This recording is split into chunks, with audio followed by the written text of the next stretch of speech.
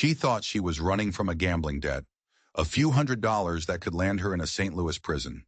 She had no idea she was the payment, the only currency that could settle a blood debt, 50 miles deep in Comanche territory, a debt that would decide the fate of a nation. The year was 1847. The Texas frontier wasn't a place for new beginnings. It was a place for endings. Debts were paid in three ways: blood, land, or lives. When Margaret Sullivan stepped off that supply wagon, the dust of Fort McKenzie coating her worn dress, she carried nothing but a leather satchel and a desperate hope that felt as thin as a whisper. She thought she was running to her brother, to a new job, to salvation. She had no way of knowing that 50 miles to the west, a Comanche war chief named Grey Wolf was riding toward that same fort. He wasn't coming for blood, not yet. He was coming to collect, and his collection would change her destiny, his destiny, and the destiny of everyone on that windswept plain forever. The clouds were gathering dark and heavy, looking like bruises on the endless sky. And as the first drops of rain began to fall, neither the Irish nurse nor the Comanche warrior could possibly imagine that the lies that brought them here would forge a love that would bridge two worlds. The debt that seemed destined to shatter Margaret's future would instead build a partnership that neither the U.S. Army nor the Comanche Nation had ever seen coming. But first, there was the letter. Before we dive in, let me know in the comments where you're watching from. I love seeing how far these stories travel. And if this one hooks you, make sure you hit that subscribe button, because what I have lined up for you tomorrow is something truly special. The letter found Margaret Sullivan in her cramped boarding house room in St. Louis on a February morning, so bitter the air felt like broken glass in her lungs. A federal mail courier had delivered it, his horse still steaming, its breath pluming in the frigid air. The envelope was official, bearing the seal of Fort McKenzie, Texas. Inside was a single sheet of paper that held two possibilities for Margaret: salvation or the complete and utter destruction of her world. The script was precise, military, Captain William Harrison, but the words were her brother's. "Miss Sullivan," it began, "your brother, Lieutenant Thomas Sullivan, has recommended you for a position as civilian medical assistant. Given your nursing experience during the cholera outbreak, we can offer you housing, meals, and a salary of $30 a month." Margaret read it 3 times. The words swam before her eyes. $30 a month. It was a fortune. It was a lifeline. Thomas had found her a way out. Away from the gambling debts her late father had left behind, debts that had followed her like a shadow, threatening to drag her into a debtor's prison. Away from Mr. Abernathy, her landlord, a man whose greasy smile and lingering hands made it terrifyingly clear that her rent could be paid in ways other than money. This job at Fort McKenzie wasn't just an opportunity, it was an escape hatch. At 26, Margaret had already seen more hardship than most women twice her age. Her Irish immigrant parents had perished in a tenement fire when she was 19. She'd clawed her way through, working as a maid, a seamstress, anything to keep a roof over her head and care for her younger sister Emma. Then the cholera epidemic of 1845 had swept through St. Louis.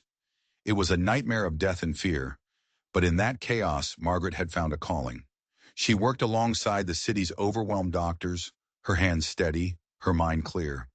She learned to dress wounds, mix medicines, and comfort the dying with a quiet competence that earned her a grudging respect. But respect didn't pay the bills, and it couldn't stop the consumption that was wasting Emma away. Emma's death that past January had hollowed Margaret out, leaving her not just emotionally devastated, but financially ruined. The funeral, the doctor's bills, it had taken every last cent she had saved. Now this letter, this fort, it wasn't just a job, it was a chance to outrun the ghosts that haunted every street corner in St. Louis. She used the last of her money to buy passage on a supply wagon heading southwest. The journey took 3 agonizing weeks, the landscape shifting from the rolling hills of Missouri to the vast empty grasslands of Texas. The world grew wilder, more dangerous, with every mile. She shared the wagon with 2 other women. Mrs. Elizabeth Porter, a minister's wife in her 40s, was a woman so severe she looked like she'd been chiseled from granite. Her conversation was a steady drip of warnings, about moral dangers and the savage Indians who tortured civilized people for sport. They are Comanche and Kiowa out here, she'd said, her voice a low hiss. A woman alone on this frontier. Well, the temptations and dangers would shock any decent Christian soul. The other woman, Sarah Mitchell, was a young widow, practical and quiet. She saw things differently. The truth is, she told Margaret one night while Mrs. Porter slept, her voice barely a whisper, the frontier gives a woman a chance she'd never have back east. Out here, if you can do the work, people don't much care about your past. Their wagon train was an island of humanity in a sea of wilderness. 12 families escorted by 6 armed guards who scanned the horizon ceaselessly. Margaret learned the hierarchy of threats: wild animals, bandits, and the one they all feared most, an Indian war party, appearing like a mirage on the prairie, silent and deadly. The sky was the most terrifying part. It was immense, endless, a crushing weight of blue that made their small campfire at night feel like the last light in the universe. Captain Samuel Briggs, the wagon train's military escort, would brief them each evening. We are entering Comanche hunting grounds tomorrow, he announced one night, his voice grim. They have fought the Spanish, the Mexicans, and now us, for over a century.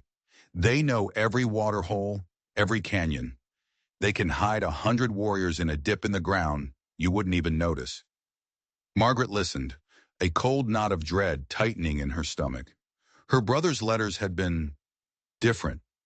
He'd spoken of camaraderie, of opportunity. He'd mentioned occasional Indian troubles with the same casualness one might mention bad weather. He hadn't described this constant simmering fear. He hadn't prepared her for a world where survival was a minute-by-minute calculation. The full truth of his deception, however, didn't hit her until their final week of travel. A lone rider met them on the plains, his horse lathered and near collapse. He'd ridden 50 miles of dangerous territory to deliver a dispatch from Fort Mackenzie. Captain Briggs read it, his face growing pale. "Ladies and gentlemen," he said, his voice strained, "I have some disturbing news." He paused, and in that silence, Margaret's world tilted on its axis. It appears Fort Mackenzie has been under siege by Comanche war parties for the past 2 weeks. The words hung in the air, heavy and sharp. Siege. Not occasional troubles. Siege. Margaret felt her stomach drop as the captain continued. Fort Mackenzie wasn't a secure outpost. It was an isolated, desperate garrison, surrounded by hostile territory, clinging to existence. Then Captain Briggs looked directly at her. His eyes were filled with a pity that terrified her more than anything else. "Miss Sullivan," he said, his voice low, "your brother, Lieutenant Sullivan, asked me to inform you the position he described may not be exactly what you were expecting." He took a breath. "The fort surgeon, Dr. Webb, was killed in a Comanche raid 3 weeks ago." Every head turned to look at Margaret. She could feel their eyes on her, a physical weight. "Which means," Captain Briggs finished, "you would be the primary medical authority for a garrison of 47 soldiers and 30 civilian settlers." The world went silent. The crackle of the campfire was the only sound. She had traveled over 800 miles. She had spent her last dollar. She had come to be a nurse's assistant. Instead, she was expected to be a doctor. She had no formal training. She had no surgical skills. Her brother hadn't just misrepresented the job. He had lied about every single part of it. He had lured her into a death trap. Mrs. Porter gasped, her hand flying to her mouth. "My dear girl, you cannot possibly go to such a place. A young woman, alone, surrounded by soldiers and savages. It is scandalous." But Margaret had no choice. There was no going back. Debtor's prison waited in St. Louis. Here, in this besieged fort, was her only chance for survival, however slim. "You're stronger than you think," Sarah Mitchell whispered to her later that night. "I've seen you. You have knowledge that could save lives out here, diploma or not." The last 3 days of the journey were a blur of numb terror. Fort Mackenzie finally appeared on the horizon, a pathetic cluster of wooden buildings huddled behind a stockade fence. It looked small, fragile, like a child's toy dropped in the middle of an angry ocean. Smoke rose from within, and she could see sentries on the walls. tiny figures pacing against the vast empty sky. As they got closer, she saw the details. The fresh patches on the wooden walls where arrows and bullets had struck. The scorch marks on the roofs of several buildings. The garrison's flag flying at half-mast. Her brother Thomas was waiting at the gate. He looked 10 years older than she remembered, his face a mask of exhaustion and tension. "Maggie," he said, pulling her into a hug that felt both desperate and distracted. His eyes never stopped scanning the horizon. "I'm glad you made it. We've had some trouble, but nothing we can't handle now that we have proper medical support." The lie was so bald, so audacious, it almost took her breath away. The trouble was a war. The proper medical support was her, an imposter who felt sick with fear. The heavy gates of Fort Mackenzie swung shut behind her, the sound like a tomb ceiling. Her journey into deception was over. Her journey into danger was just beginning. And what she didn't know, what no one knew, was that her arrival had been watched. From a ridge a mile away, a Comanche scout lowered a spyglass, a piece of equipment taken from a dead cavalry officer. He turned his horse and rode hard to the west, carrying news to his chief.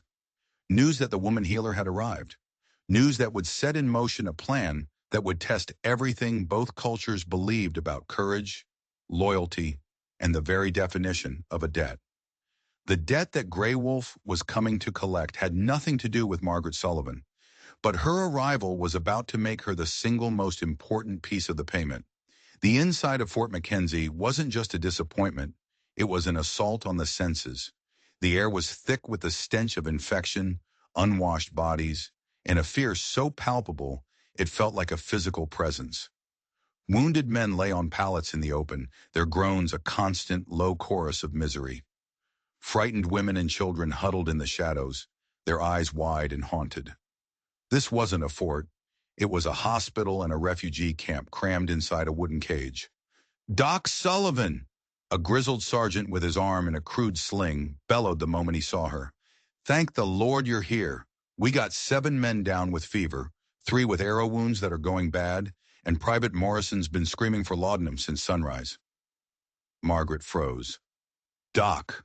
They were calling her Doc, based on her brother's lies.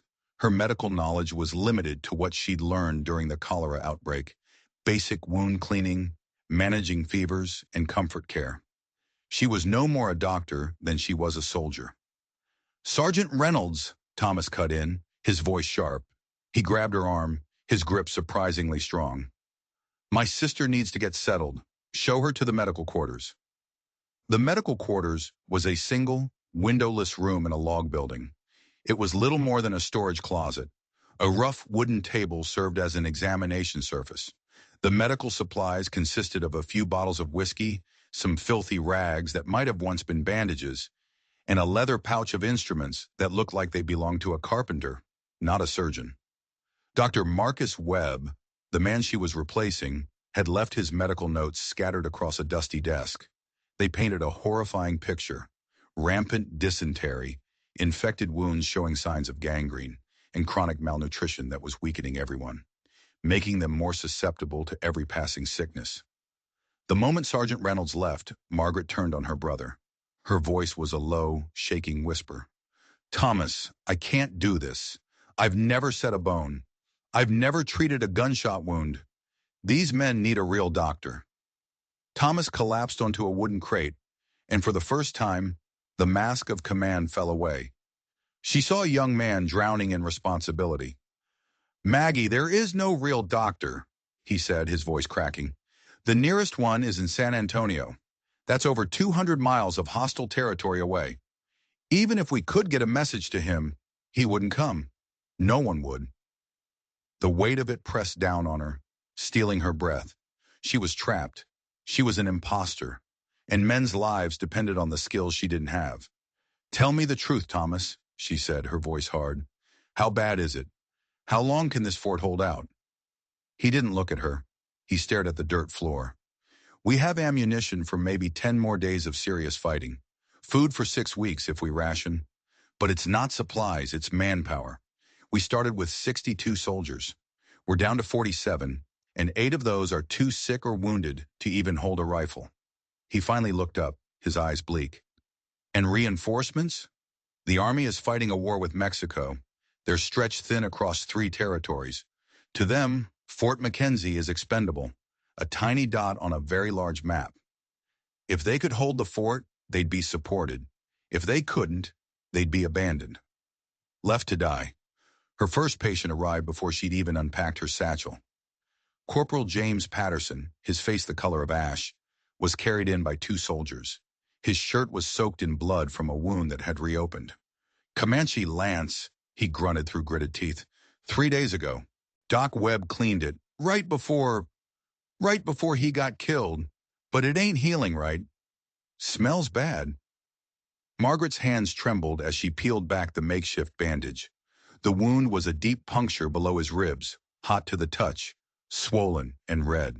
A foul-smelling pus oozed from the opening. Infection. Serious infection. She did the only thing she knew how to do. She drew on her memories from the cholera wards. She cleaned the wound with whiskey and boiled water. She cut away the dead, blackened tissue with a small, sharp knife from the surgeon's kit, trying not to vomit at the smell. She packed it with a poultice of herbs that one of the settler women, Martha Rodriguez, had recommended. It took over an hour. Patterson was conscious the entire time, his knuckles white as he gripped the sides of the table. When she was done, one of the soldiers who had brought him in, a young private named Collins, asked the question she was dreading. "Will he live, Doc?" She looked at the private, at Corporal Patterson's pale face, at the other men who were now crowded in the doorway, their eyes filled with desperate hope. They needed a doctor, so she would have to become one. "The wound is serious," she said, her voice more confident than she felt. "But we've cleaned the infection. He needs rest, water, and food. I'll check on him twice a day." It was a lie, a hopeful lie. If Patterson lived, it would be pure luck. If he died, it would be her fault. As the soldiers carried him out, she was left alone with the terrifying realization that she had just performed her first major medical procedure based on nothing but desperation and a prayer. Her first week was a blur of trial and error. She treated dysentery, malnutrition in a newborn baby, and a sergeant's badly set broken arm. Each case was a new test, forcing her to improvise, to rely on common sense and the tattered notes left behind by Dr. Webb. She also had to navigate the fort's tense social dynamics. As the only unmarried white woman, she was an object of suspicion for the married women and an object of unwanted attention for the lonely soldiers. It was Martha Rodriguez, the Mexican widow whose husband had been killed in a raid, who offered a solution. "Senorita Sullivan," she'd said, her voice warm but practical. "You need help. I need work. My grandmother was a curandera, a healer. I know the herbs of this land. Perhaps we can work together." Their partnership was a godsend.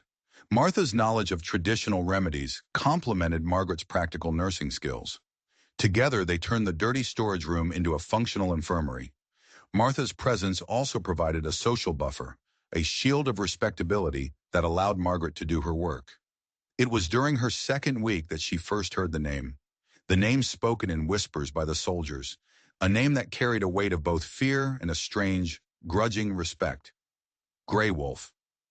"He's been hitting the supply convoys between here and San Antonio," Thomas told her one evening. "He's not just some renegade. He's a strategist. He knows exactly where our weaknesses are. He knows how to apply pressure without triggering a massive retaliation." Captain Harrison, the fort's commander, filled in more details. "Gray Wolf is a new kind of leader. He speaks English. He understands our tactics.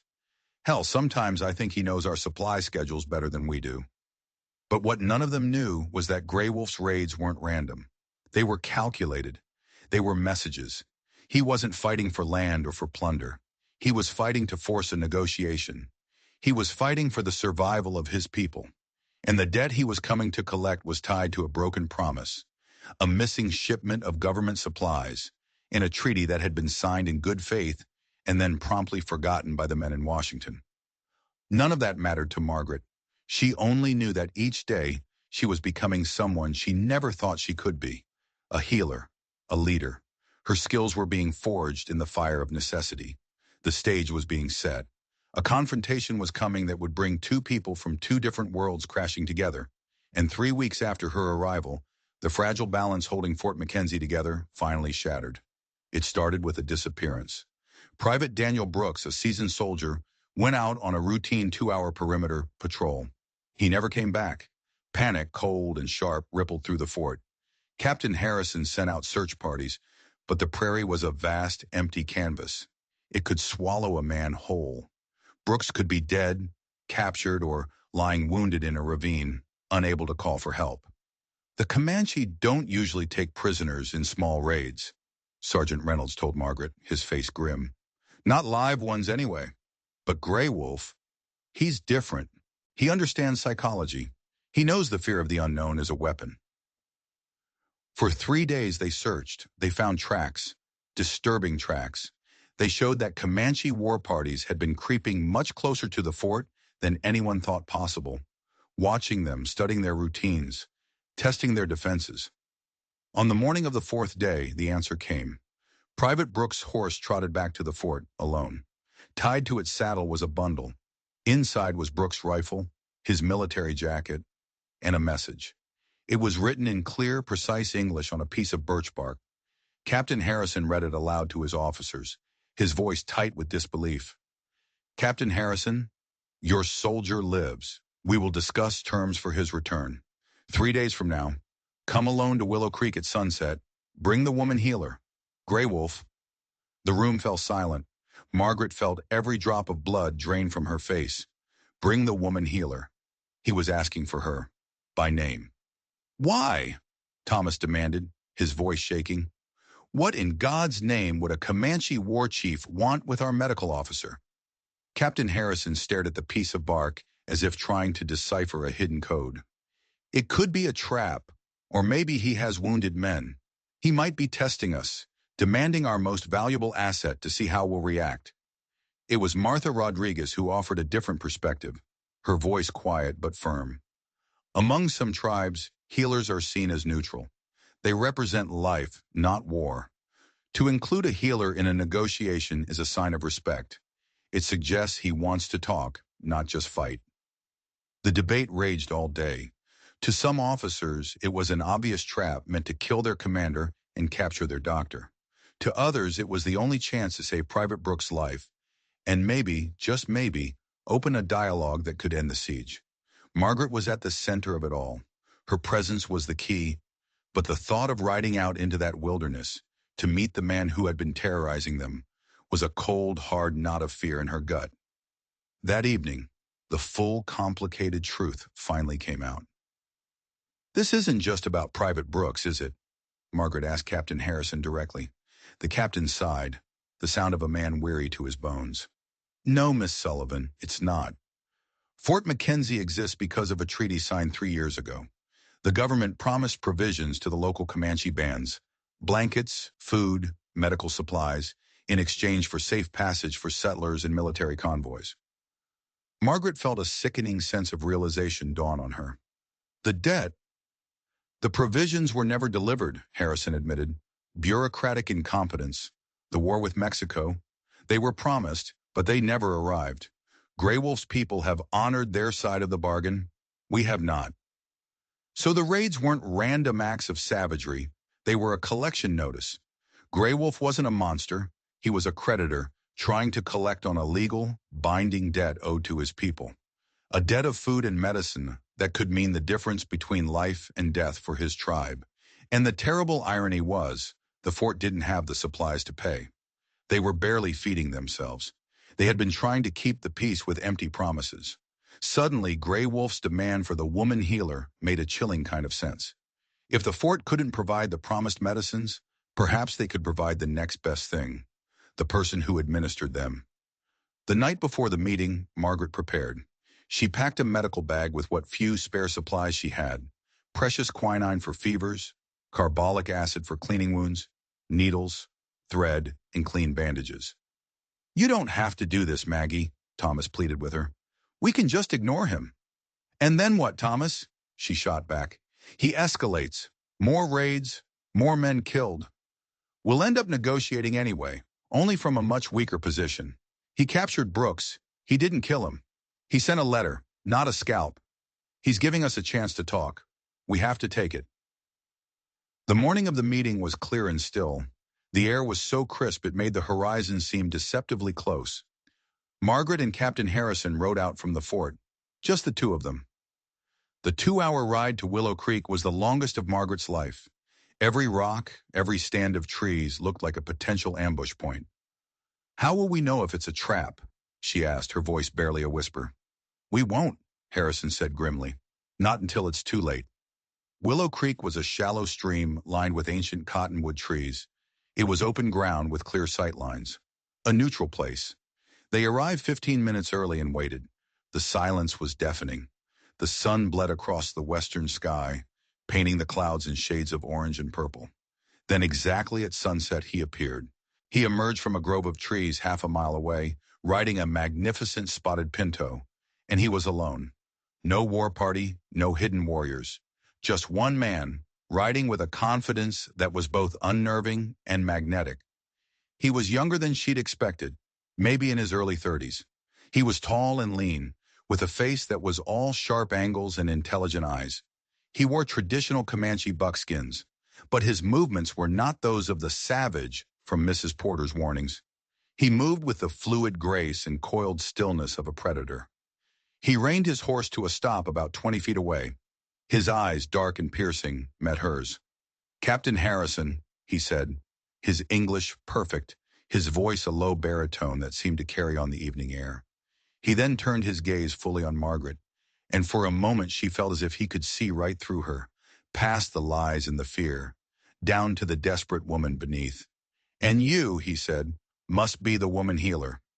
He dismounted, his movements unhurried, deliberate. "I am Grey Wolf, and I have come to discuss a debt that has been too long unpaid."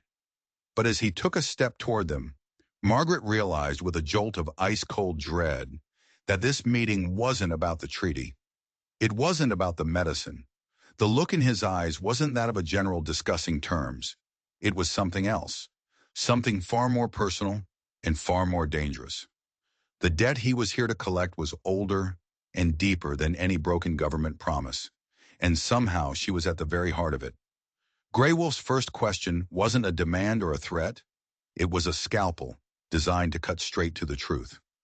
"Miss Sullivan," he began, his eyes never leaving hers, "my scouts tell me you heal the sick at the fort with great skill. They also tell me you arrived with no medical diploma and no formal training.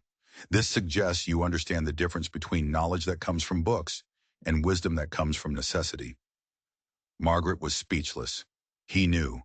He knew she was an imposter. How could he possibly know that? She had expected a negotiation about supplies, about Private Brooks, not an interrogation into her own fraudulent credentials. "I learned by doing what was necessary," she answered carefully, her heart hammering against her ribs. "When people are dying, you use what works, not what's written in a textbook." He nodded, a flicker of something that looked like approval in his dark eyes. "This is why I asked for you. My people are dying. We face a sickness our own healers cannot cure. It has taken many, including children. I do not need a doctor with a piece of paper from a school in the East.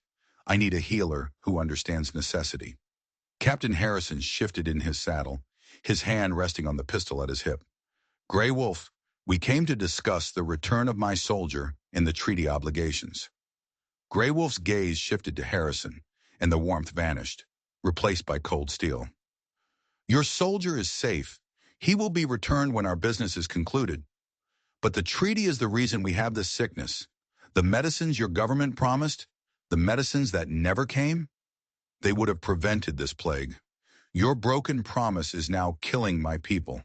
This is the debt I have come to collect. Not in blankets, but in life." The cruel irony of it was like a punch to the gut. The government's failure hadn't just been a political blunder, it was a death sentence. "What are the symptoms?" Margaret asked, her mind shifting from fear to focus. The healer in her, the part that was real, took over. Grey Wolf described it perfectly. The high fever, the severe dehydration, the distinctive rash that appeared after the third day. It wasn't a mystery to her. She'd seen it before, in the slums of St. Louis. "Typhoid fever," she said, the words tasting like ash in her mouth. 43 have fallen sick, Grey Wolf said, his voice tight with a pain he was trying to conceal. 18 have died. 7 of them were children. Margaret's mind raced. Typhoid was treatable, but it required strict sanitation and specific medicines. It required changing the habits of an entire community.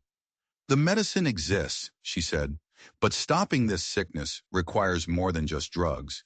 It requires boiling all your water. It requires new ways to dispose of waste. It might require changes that conflict with your traditions. He studied her, his gaze intense. You speak as if you understand this would be difficult for us. Most whites assume their way is simply better. They do not consider the cost of changing who we are. This wasn't a negotiation anymore. It was something far more complex. It was a collision of cultures, of medicine, of survival itself. Then Grey Wolf laid his offer on the table. It was so audacious, so unprecedented, that for a moment, Margaret was sure she had misheard him. I will return Private Brooke, he said, looking directly at her. I will cease all raids on Fort Mackenzie and its supply lines. In exchange, you will come to my camp. You will live among my people. You will be my guest, under my personal protection, and you will teach us how to defeat this sickness. Captain Harrison exploded. Absolutely not. I cannot authorize sending a civilian woman into a hostile Comanche camp. It's a suicide mission. Your fort will be safe from my warriors, Grey Wolf replied, his voice calm and deadly serious. But my people will continue to die without her help. She will be safer in my camp, under my word, than many women are in your so-called civilized settlements. The choice fell to Margaret. It was an impossible decision. On one hand, the relative safety of the fort, surrounded by men who at least were her own people. On the other, a journey into the heart of the enemy's territory, to trust her life to a man she'd been taught was a ruthless savage. But then she thought of the children. 7 dead children. 18 people dead from a disease she knew how to fight. Against that certainty, the risk to her own life felt smaller. I would need your word, she said, her voice shaking but firm, speaking directly to Grey Wolf. Your word that I can return to the fort when the work is done, and that my medical authority will be respected, even if it contradicts your traditions. Grey Wolf stepped forward and extended his bare hand. You have my word as a war chief of the Comanche. You will be an honored guest. Your life will be as my own. Captain Harrison watched, his face a mask of disbelief, as Margaret reached out and shook Grey Wolf's hand. The handshake sealed it, a deal that would rewrite every rule of the frontier. To prove his good faith, Grey Wolf gave a sharp whistle. Moments later, Private Brooks emerged from the same grove of trees, riding his own horse. He was shaken, but unharmed. They treated me well, sir, Brooks reported to Harrison, his voice full of confusion. Gave me food, blankets. Grey Wolf. He just asked questions. About our defenses, yes, but also about why we keep coming west. Grey Wolf wasn't just a warrior, he was an intelligence officer. He had used the kidnapping as an opportunity to learn about his enemy's motivations. As they made the final arrangements, Grey Wolf spoke to Margaret alone. There is something you should know, Miss Sullivan. This sickness began after we were forced to move our camp. We settled near a water source downstream from a new white settlement. We believe the water was fouled by their waste. Our worlds are becoming connected. Your sicknesses are now our sicknesses. Our futures are tied together, whether we choose it or not. He was right. This wasn't just a medical crisis. It was a symptom of a larger conflict. The frontier wasn't a line on a map. It was a collision zone. Captain Harrison pulled her aside for one last warning. Margaret, if this goes wrong, there is no rescue party. We can't get to you. You will be on your own. Captain, she replied, her voice steady now. I've been on my own since the day I arrived here. At least this time, I'm choosing the risk myself. And I'm choosing to save lives, not just respond to death.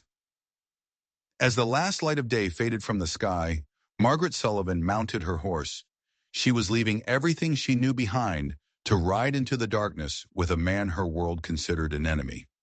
The debt of medicine had been agreed upon, but as she rode beside Grey Wolf, the vast starry canopy of the Texas sky wheeling above them, she couldn't shake the feeling that the true debt, the one that had been lurking in his eyes, had not yet been named.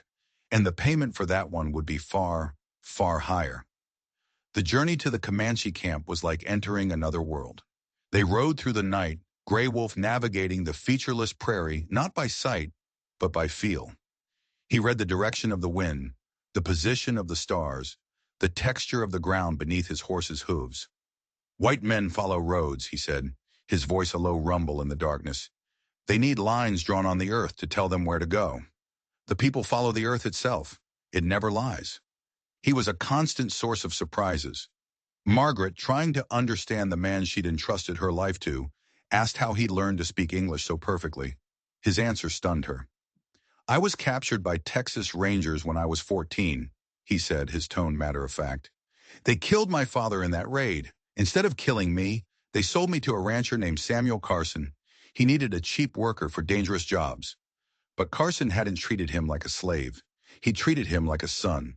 He taught Gray Wolf to read and write English, to understand mathematics and business. In return, Gray Wolf had taught the rancher and his sons how to survive in Comanche territory, how to hunt, how to track, how to read the weather. Carson was a good man, Gray Wolf said, a note of old grief in his voice. He believed the future would belong to those who could build bridges, not walls. When he died 3 years ago, I returned to my people. I returned with his knowledge in my head. I knew the white man's ways, his strengths, and his weaknesses. That is why I am war chief now, and that is why I seek to talk before I fight. Her entire picture of the world was tilting. The clear lines between savage and civilized were blurring into a complicated, messy gray. Gray Wolf wasn't a simple warrior.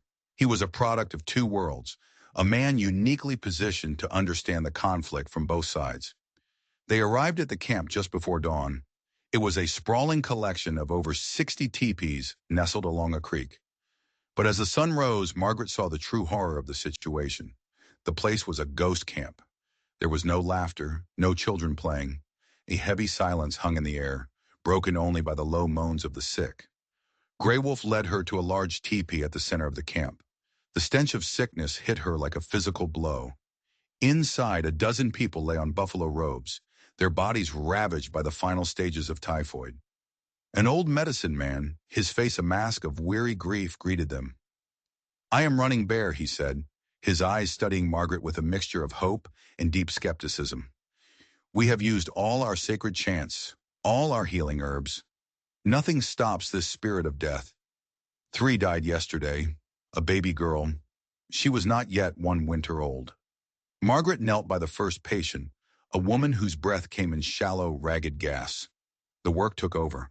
She pushed aside her fear, her exhaustion. We need to get fluids into them, she explained to Running Bear, her voice crisp and professional. Clean water, boiled with salt and a little sugar. It's not a cure, but it will keep them alive long enough for their bodies to fight. Her first challenge wasn't medical, it was cultural. She had to convince a proud traditional people to abandon the ways of their ancestors and trust the methods of a white woman, their enemy. Running Bear was her key. He was old, wise, and pragmatic. He saw that his own medicine was failing. Your ways are strange, he said, watching her mix the rehydration solution. But our ways are not working. A new sickness may require a new kind of healing. The simple solution worked miracles. Within hours, patients who had been on the verge of death began to stir. The color returned to their faces. The desperate animal thirst in their eyes began to fade. Margaret was no longer just a white woman. She was a miracle worker. But her biggest breakthrough came from a simple observation. The creek that provided their drinking water was located downstream from where they disposed of their waste. They were poisoning themselves. The sickness is in the water, she told Gray Wolf that evening. As long as your people drink from that creek, the plague will never end. You can treat the sick, but new people will fall ill every day. The implications were enormous. She was asking an entire nomadic tribe to fundamentally change the way they lived. She was challenging traditions that were centuries old. Many will resist, Gray Wolf warned her. They will say their grandfathers drank from this creek and lived long lives. They will not understand that the world has changed, that the white man's waste now flows in our water. This was the true test of Gray Wolf's leadership. He called a council of the elders. He stood before his people, and with Margaret by his side explained the invisible enemy that was killing them. He argued, he cajoled, he commanded. In the end, his authority held.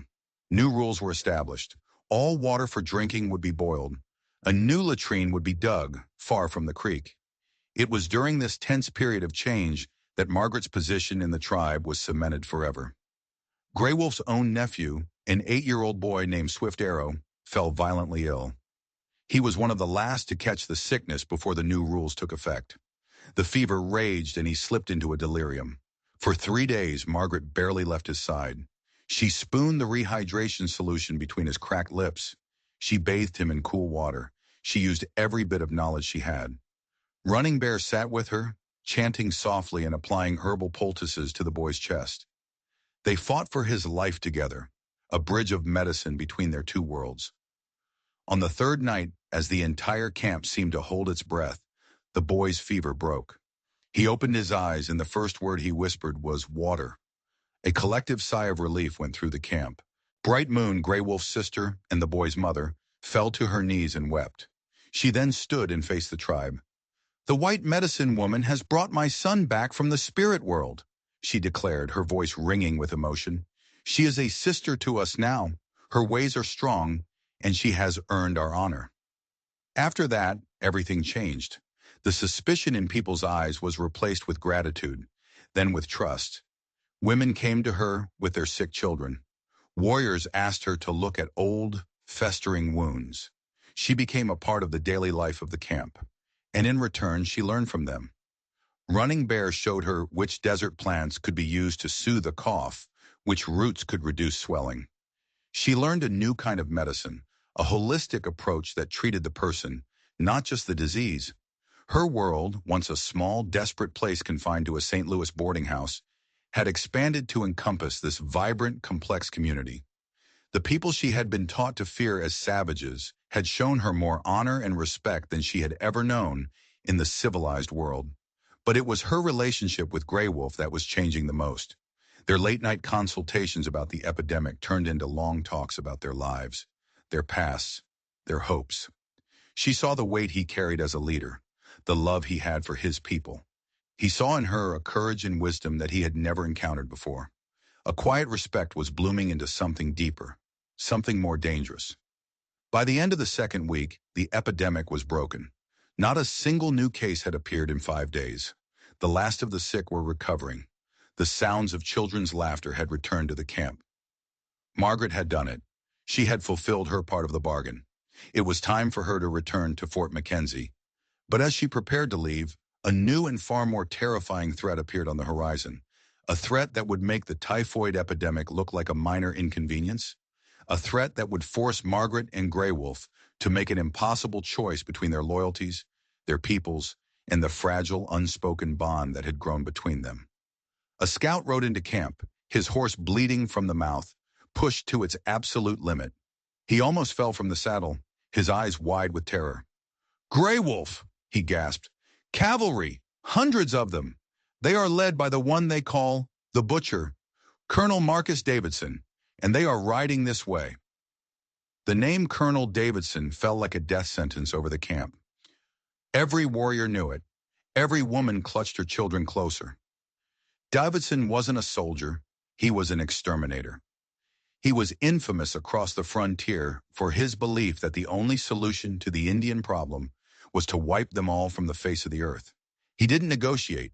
He didn't take prisoners. His arrival meant war, a war the Comanche could not win. "How far?" Grey Wolf asked the scout, his face carved from stone, betraying no emotion. 2 days' ride, they are moving fast, and they are not just soldiers. They have supply wagons, artillery. They are not on patrol. They are coming to build a new fort, to stay. The scout hesitated, his breath catching. There is more. They are burning everything in their path. White homesteads, Mexican ranchos. Anyone who does not immediately yield to them is wiped out. This wasn't just an army, it was an invasion force, implementing a scorched earth policy designed to erase any and all resistance. Margaret felt the blood drain from her face. "He won't honor your agreement with Captain Harrison," she said, her voice a hollow whisper. "He won't care that you stop the raids." he'll see it as weakness. Grey Wolf turned to her, and the look in his eyes was one of grim calculation. Your presence here, Miss Sullivan, has just become a deadly complication. When Davidson learns that a white woman is in my camp, he will not see it as a sign of peace. He will use it as an excuse. He will call you a captive, and he will use your rescue as the justification to slaughter every man, woman, and child here. The horrible truth of his words settled on her. Her act of healing, of building a bridge, had inadvertently painted a target on the backs of the very people she had saved. I have to go, she said immediately. I have to get back to the fort, now, before he finds me here. No, Grey Wolf said, his voice quiet but firm. It is too late for that. His scouts will already be watching us. If you leave now, he will assume you are escaping, and it will only hasten his attack. And besides, he paused, looking not at her, but at the camp, at his people. Davidson's army is a threat that spears and arrows cannot defeat. We cannot win by fighting him. We must win by outthinking him. He was proposing the unthinkable. To use her, a white woman, as a strategic weapon against a white army. What are you suggesting? She breathed, her heart pounding. Davidson expects to find savages, Grey Wolf said, a glimmer of a dangerous idea lighting his eyes. He expects a fight. He will not be prepared for what he will find instead. He will find a thriving community that has overcome a deadly disease, and he will find a white woman living among us not as a captive, but as an honored guest and a respected healer. We will not give him the enemy he wants to fight. We will give him a puzzle he cannot solve. It was a brilliant, insane gamble, a play so audacious it might just work. But it required her to stay, to willingly place herself in the path of a man known as the Butcher. The tribe's elders were not convinced. A fierce debate erupted in the council teepee. It is a trick, argued a grizzled old warrior named Thundercloud. The woman has healed us, and for that we honor her. But she is still one of them. Her presence is a poison that will draw the soldiers here to destroy us. The debate raged, tearing at the fabric of the community. Margaret felt like a ghost standing amongst them, the cause of a crisis she had never intended. Grey Wolf, she said to him in private, her voice filled with anguish. They are right. I can't ask your people to take this risk for me. I should leave. He turned to her, and for the first time, the wall of command between them crumbled. She saw not the war chief, but the man. Margaret, he said, using her name for the first time, you are more than a healer now. You have become part of us. To ask you to leave would be to cut out a part of our own heart. We will face this together. Their conversation was cut short by a cry of alarm. Bright Moon, Grey Wolf's sister, ran towards them, her face a mask of terror.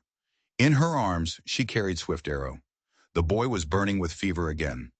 But this was different. This wasn't the lingering weakness of typhoid. His body was covered in angry red blotches. He was struggling to breathe. Margaret examined him, her hands moving with practiced urgency. The symptoms were terrifyingly clear.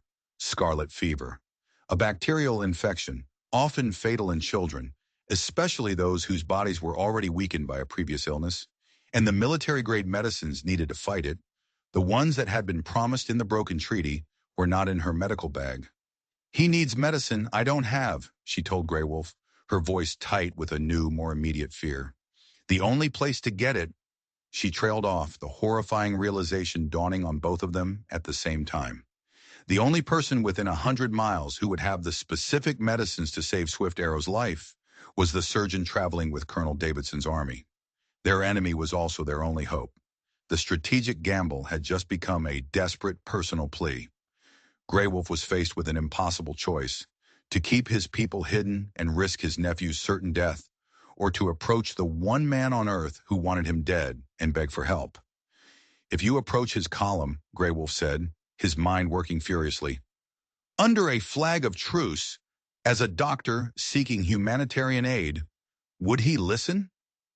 He's a monster, Grey Wolf, but he's also a United States Army officer, Margaret reasoned, her own thoughts racing. He has a code, refusing medical aid to a dying child, even an Indian child, might be a line he won't cross. It was the slimmest of hopes, a desperate prayer. Then we will give him a choice, Grey Wolf declared, his decision made. We will not approach him as warriors or as victims. We will approach him as fellow human beings, appealing to the one thing that might connect us, the love for a child. He looked at Margaret, his eyes filled with a terrifying vulnerability. I am asking you to ride toward the man who wants to destroy us. I am asking you to be the bridge once more. But this time, the bridge may collapse with you on it. She looked at the small boy gasping for breath, at the face of the man who had shown her a world she never knew existed. There was no choice. Not really. I'll go, she said, but you're coming with me. As the pre-dawn light painted the eastern sky a bruised purple, they rode out from the camp. Margaret, Grey Wolf, and two of his most trusted warriors, Thundercloud and War Eagle. They carried a white flag, hastily made from a piece of Margaret's petticoat. They were riding not to a negotiation, but to an appeal for mercy from an enemy who knew none. The debt that had brought them together was about to be dwarfed by a new one, a debt of life for a small boy, to be paid for with a currency of impossible trust. The sheer scale of Davidson's army was breathtaking. It was a river of steel and men, flowing across the prairie, carving a scar into the land. Over 200 cavalry, their sabers and carbines glinting in the morning sun, along with supply wagons and cannons. It was a machine built for one purpose: conquest. Remember, Grey Wolf said as they crested a low ridge and saw the army spread out below them. He will expect us to be afraid. He will expect us to beg. We will do neither. They were spotted by a cavalry patrol long before they got close. A squad of 10 soldiers spurred their horses forward, rifles raised, forming a line between them and the main column. That's far enough, a sergeant bellowed, his face hard and suspicious. State your business. Margaret rode forward, the white flag held high. Her voice when she spoke was clear and steady, betraying none of the terror churning in her stomach.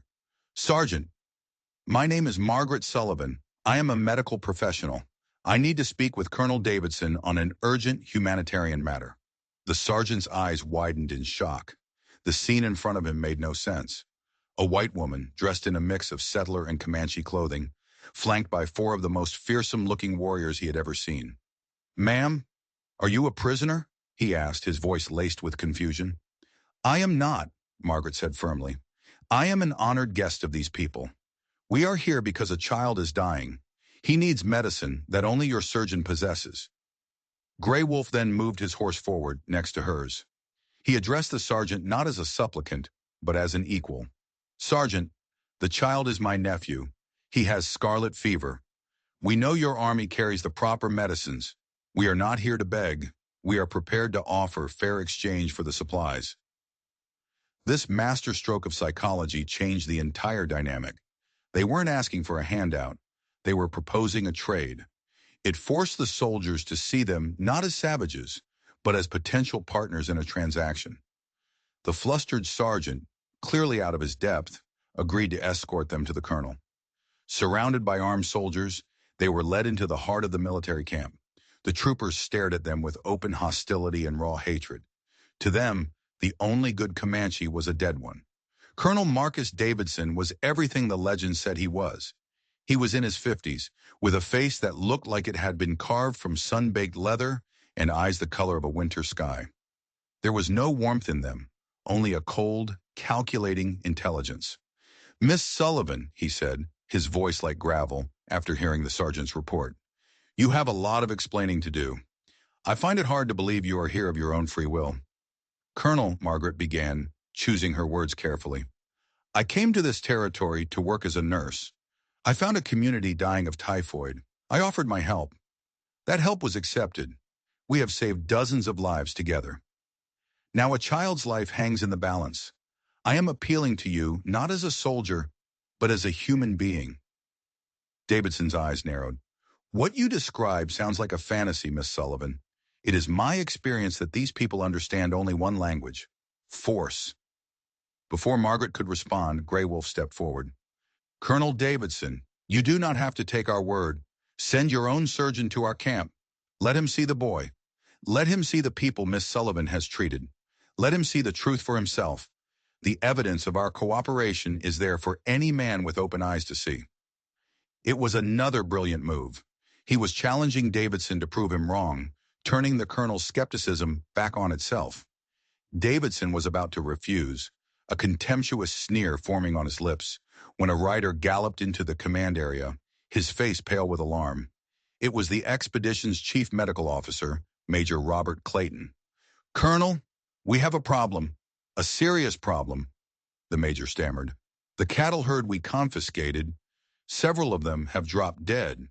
They're showing signs of anthrax." A stunned silence fell over the command tent. Anthrax, a word that struck terror into the heart of any frontier commander. It was a virulent bacterial disease that could spread from animals to humans like wildfire. An outbreak could cripple the entire expedition, killing their food supply, their horses, and their men. Margaret's mind snapped into focus. "Major," she said, her voice cutting through the panic, "I've treated anthrax outbreaks before. In the stockyards back in Missouri. You have to quarantine the entire herd immediately. The bacteria can live in the soil for years. Every man who has handled the animals is now at risk." Suddenly, every eye in the tent was on her. She wasn't a potential captive or a traitorous collaborator anymore. She was the only person in a 100-mile radius who had practical experience with the very thing that threatened to destroy Davidson's entire command. The universe had just dealt them an extraordinary, terrifying card. Grey Wolf saw the opening instantly. "Colonel Davidson," he said, his voice calm and steady amidst the rising panic, "it seems we both have a medical crisis. We have a dying child. You have a dying herd. Miss Sullivan has the knowledge to help you. Your surgeon has the medicine to help us. Perhaps the Great Spirit has provided us with an opportunity to serve each other's needs." Davidson was trapped. The woman he despised, allied with the man he had come to kill, now held the key to his expedition's survival. He stared at Margaret, then at Grey Wolf, his mind reeling. The fate of his command, the life of a child, and the future of the entire territory hung in the balance of his next words. For 30 seconds that stretched into an eternity, he was silent. The fate of two peoples rested on the decision of one man. A man who had to choose between his lifelong hatred and his own desperate need for survival. "Major Clayton," Davidson said finally, his voice a low growl of defeat, "prepare the scarlet fever medicine for the Indian child." He then turned his cold eyes to Margaret. "Miss Sullivan, you will assist the major in containing the anthrax outbreak, but make no mistake, you will be under armed guard at all times, and your friend," he nodded at Grey Wolf, "will remain here, in my camp, as a hostage, to ensure your full cooperation." The next few hours were a whirlwind of controlled chaos that rewrote the rules of engagement on the Texas frontier. A strange, unprecedented partnership was born from two simultaneous crises. Major Clayton, a pragmatic and skilled doctor, rode with Margaret and a small escort to the Comanche camp.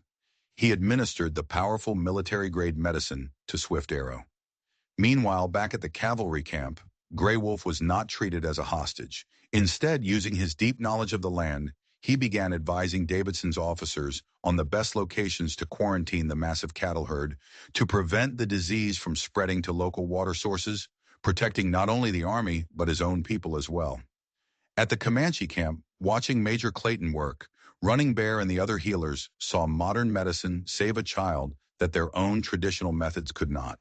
The respect in their eyes was profound. A bridge was being built, not of words, but of action. Swift Arrow's recovery was astonishingly fast.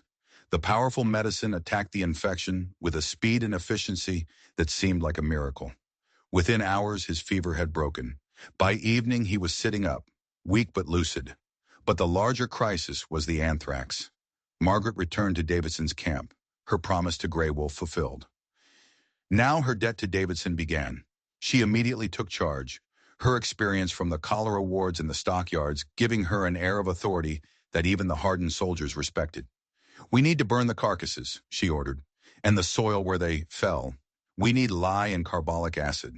Every man who handled the animals needs to be washed down." The problem was manpower. The soldiers were cavalrymen, not cattle ranchers. They were clumsy, and their fear made them reckless. It was then that Grey Wolf made another audacious offer to Colonel Davidson. "My men are the best horsemen on these plains," he said. "They know how to handle animals. They can cut the sick from the healthy in a fraction of the time it would take your soldiers, and with less risk. Let them help you." Davidson, desperate, agreed. And so the most surreal scene in the history of the Texas frontier unfolded. U.S. cavalry troopers, men who had been trained to kill Comanche on sight, worked side by side with Grey Wolf's warriors. The Comanche, with breathtaking skill, rode into the infected herd, separating the sick animals from the healthy ones. The soldiers, following Margaret's instructions, created fire breaks and dug deep pits to burn the dead. Enemies became colleagues. Men who had been trying to kill each other a day before were now united against a common, invisible foe. Sergeant Hayes, the man who had first intercepted them, found himself working beside War Eagle, a warrior whose brother Hayes had killed in a skirmish 2 years prior. They didn't speak, but a silent, grudging respect formed between them, born of shared labor and shared risk. In the midst of this controlled chaos, Margaret and Grey Wolf found moments to talk. Their partnership, forged in the crucible of crisis, was solidifying into something else entirely. "You have shown my people," Grey Wolf told her one evening, as they watched the funeral pyres of the cattle burn against the twilight sky, "that the white man's medicine has power. And you have shown your people that our skills have value. You have done more to create peace in 2 days than the politicians have in 20 years. "It's not about medicine or skills, Grey Wolf," she replied, looking at him. "It's about respect. It's about seeing the person, not the label." Just as it seemed the two crises were coming under control, a new rider appeared. It was Captain Harrison from Fort McKenzie. He had heard of the insane negotiations and had ridden out to see for himself. He arrived to find his medical officer giving orders to a full colonel and Comanche warriors working in tandem with the U.S. cavalry. His jaw hung open in disbelief. "Miss Sullivan," he stammered. "Colonel, what in God's name is happening here?" "What's happening, Captain?" Davidson said, his voice carrying a new tone, one of grudging admiration. "Is that Miss Sullivan and Chief Grey Wolf here are teaching us a new way to fight a war, and a new way to survive on this God-forsaken land?" The cooperation had worked. Swift Arrow was going to live. The anthrax outbreak had been contained, with minimal losses. An impossible alliance had been forged, but their victory was about to be put to its ultimate test. During the quarantine, Thundercloud, the skeptical Comanche warrior, had been observing the soldiers closely. He approached Grey Wolf and Margaret, his face grim. "They do not just carry medicine," he said in a low voice. "In their supply wagons, hidden beneath blankets and sacks of flour, they carry iron chains and tools for marking the land. They are not just here to build a fort. They are here to claim this land and to drag away anyone who resists." At the same time, Margaret overheard a conversation between two of Davidson's junior officers who believed she was a simple camp follower. They spoke of the final solution and how, once the anthrax threat was gone, Davidson planned to betray Grey Wolf, take his warriors prisoner, and march the rest of the tribe to a desolate reservation hundreds of miles to the south. The cooperation was a lie. It was a temporary truce of convenience. Davidson had used them to save his command, but he had never abandoned his ultimate goal, extermination. They were trapped. If they fled, Davidson would have his excuse to hunt them down. If they stayed, they would be walking into their own destruction. That night, under the cover of a moonless sky, Margaret and Grey Wolf met in secret. The trust they had built, the lives they had saved, the bridge they had forged. It all seemed like a prelude to a devastating betrayal. "He will not expect us to know," Grey Wolf whispered, his mind already formulating a desperate final gambit. "He sees us as simple savages, helpful in a crisis, but ultimately disposable. His arrogance is his weakness." "What can we do?" Margaret asked, her heart sinking. "We are outmanned, outgunned. It's hopeless." "It is never hopeless," Grey Wolf said, his hand finding hers in the darkness. Her touch seemed to steady him. "He has taught us how he thinks. Now we will use his own methods against him." Their plan was terrifyingly simple and relied on the one thing Davidson now believed he owned: Margaret's loyalty. She would go to Colonel Davidson and tell him that Grey Wolf, seeing the power of the U.S. Army, had agreed to lead his people to a reservation. But she would explain he needed to do it according to Comanche tradition. He needed to hold a great council a day's ride away at a place called the Valley of Echoes to convince his people to accept the white man's peace. She would propose that Davidson bring a small honor guard to witness the event, to formalize the Treaty of Surrender. It was a trap, a reversal of the very betrayal Davidson himself had planned. The Valley of Echoes was a natural fortress, a box canyon with only one way in or out, a place where a small, determined force could hold off an army. He will see it as his ultimate victory, Grey Wolf explained. The great war chief Grey Wolf, surrendering without a fight. His pride will not allow him to refuse. And if he doesn't take the bait? Margaret asked. If he brings his whole army? Then we die fighting, Grey Wolf said simply. But we die free. The next morning, Margaret played her part. She went to Davidson, her face a mask of earnest cooperation. She told him of Grey Wolf's decision. Davidson's eyes lit up with triumphant pride. The savage had been tamed, just as he had predicted. He agreed to the council, and just as Grey Wolf had gambled, his arrogance led him to choose only a small escort of 20 men. He wanted to be the one to personally accept the Comanche surrender. As Colonel Davidson and his honor guard rode out with Margaret and Grey Wolf toward the Valley of Echoes, Margaret knew that the debt that had started her journey was about to be paid in full. She had come to Texas seeking a new life. Now she was riding toward what was almost certain to be her death, all for a man and a people she had come to love. The sun was rising at their backs, but ahead of them, in the shadows of the canyon, only one of two futures waited, a new beginning for a people, or a bloody end for them all. The ride to the Valley of Echoes was the longest of Margaret's life. She rode beside Colonel Davidson, forcing a calm she did not feel, describing the fictional surrender ceremony he was about to witness. Davidson was smug, basking in the glow of his perceived triumph. He saw her as a useful tool he had skillfully manipulated, and Grey Wolf as a broken chieftain he had brought to heel. He had no idea he was a lamb being led to the slaughter. Grey Wolf, riding ahead with his warriors, was silent and unreadable. He had sent runners the night before. Every able-bodied warrior from his tribe, and from 2 allied bands nearby, was now hidden in the rocks and crevices of the box canyon ahead. Over 300 warriors, waiting for his signal. As they entered the narrow mouth of the canyon, the temperature dropped. The high rock walls seemed to press in on them, blocking out the sun. The silence was absolute. Davidson's honor guard grew nervous.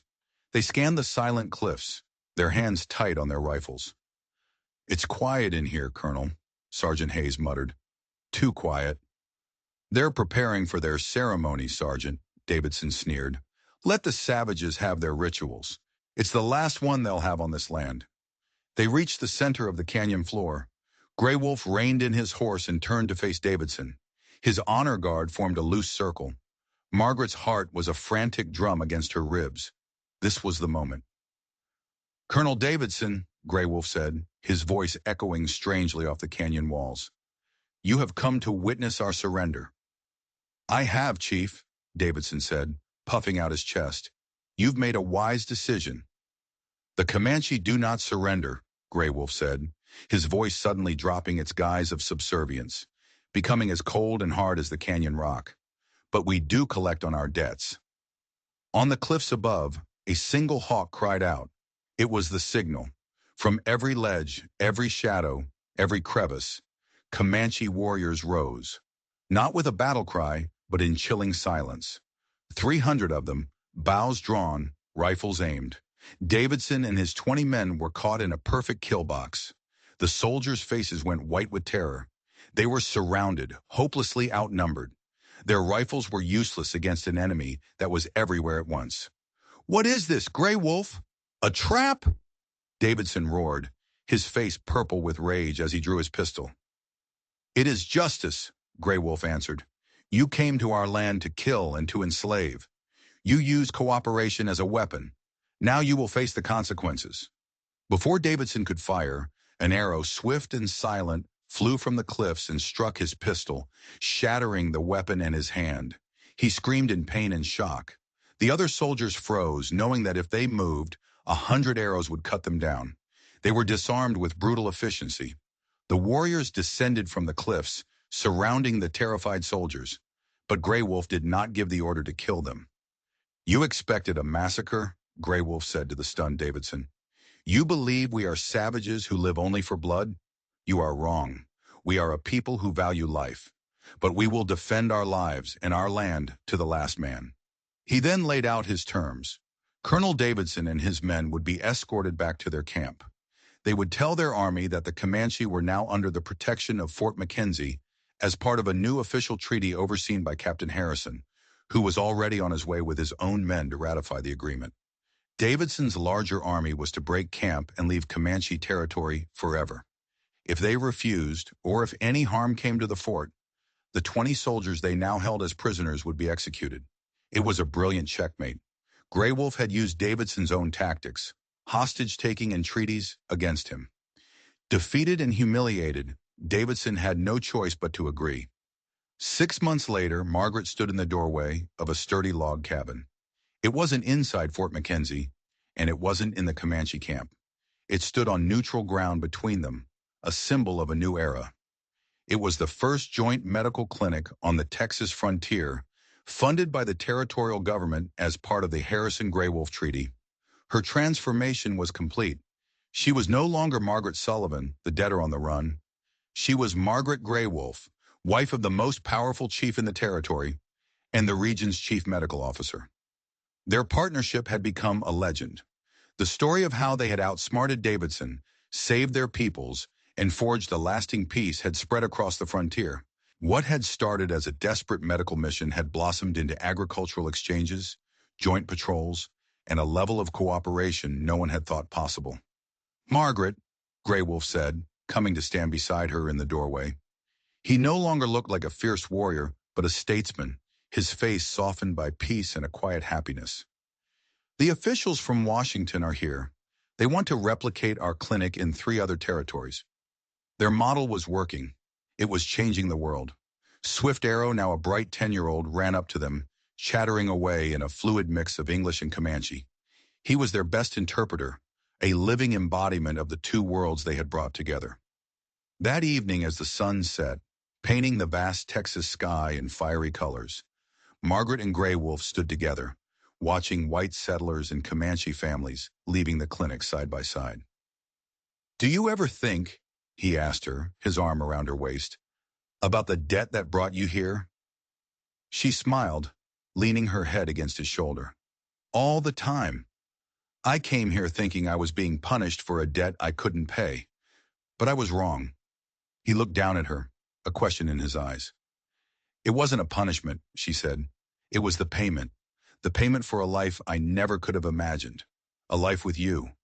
The Comanche warrior who had once come to collect a debt had found his heart captured instead, and the woman who had arrived as payment had discovered that in losing her old life, she had finally truly found herself. Together they had proven that the deepest divides could be bridged by courage, that the most bitter enemies could find common ground, and that sometimes the most profound love grows from a debt that can only be repaid with a shared future.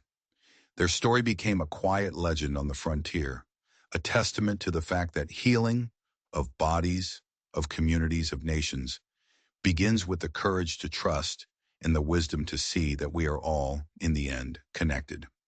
If you enjoyed this story, I've got 2 more just like it waiting for you right on your screen. They're some of our most popular, and I guarantee you won't be disappointed. Just click one to keep the stories going. And before you go, don't forget to hit that like button, subscribe, and ring the notification bell so you never miss an upload from us. Thanks for stopping by.